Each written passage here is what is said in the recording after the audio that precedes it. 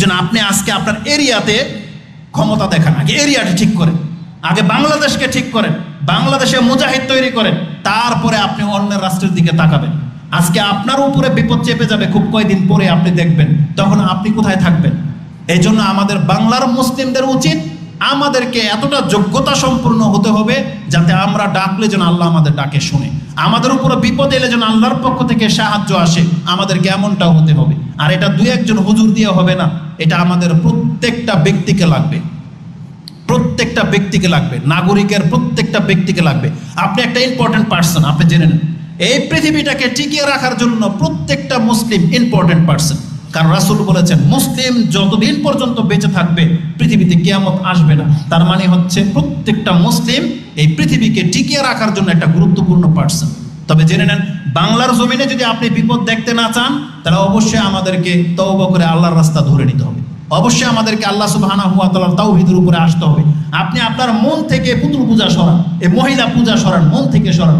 আমরা আমাদের শেখদেরকে জিজ্ঞেস করি পার্সোনাল পেলে, যে শেখ বহু প্রশ্ন তো আমাদের কাছে আসে, এই যে নারী নেতৃত্ব, আব্দুর রাজ্জাক বিন ইউসুফ হাফিজাহুল্লাহ তার বক্তব্য অনেক হাইলাইট হয়, সেজন্য তারটা বেশি প্রচার হয় জানেন। কিন্তু আপনারা যারা সাক্ষী আছেন, যারা আমার বক্তব্যে যাদের কান পর্যন্ত যায়, আপনি বলেন তো দেখি এই মেম্বরে নারী নেতৃত্বের ব্যাপারে আমার চাইতে বড় ভূমিকা, বড় বক্তব্য কে দিয়েছে? একজনের নাম বলেন, বাস একজনের নাম বলেন। কোন শেখ আছে যে মেম্বরের মধ্যে দাঁড়িয়ে মহিলা নেতৃত্ব জায়েজ নাই, আইবি, শিয়া, এই কথাগুলো আমার চাইতে বেশি কে বলেছে বলেন?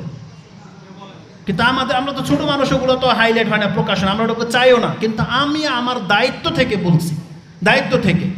তো আমাদের শেখদেরকে জিজ্ঞেস করেছি যে এই যে নারী নেতৃত্ব আছে, তা আমাদেরকে আল্লাহর কাছে জবাব দিতে হবে না? তখন শেখদের অ্যান্সার কি জানেন? দুইজনের নাম বললাম না আমি।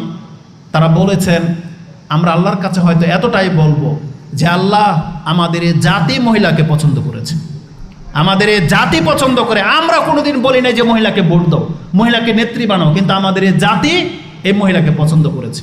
তখন দেখলাম যে হ্যাঁ, যদি কথাটা ওই রকমই গ্রহণযোগ্য হয়ে যায়, যেমন নূহ আলাইহিস সালাম তিনি বলেছিলেন ইন্নী দাউতু কওমি লাইলা ওয়া নাহারা ফালাম ইয়াজিদহুম দুআই ইল্লা ফিরারা। নূহ আলাইহিস সালাম বলেছিল আল্লাহ আমার জাতিকে রাত দিন আমরা কোরআন হাদিসের দিকে ডেকেছি, তারা কথা তো শুনেই নাই, আর উল্টা পথ ধরেছে।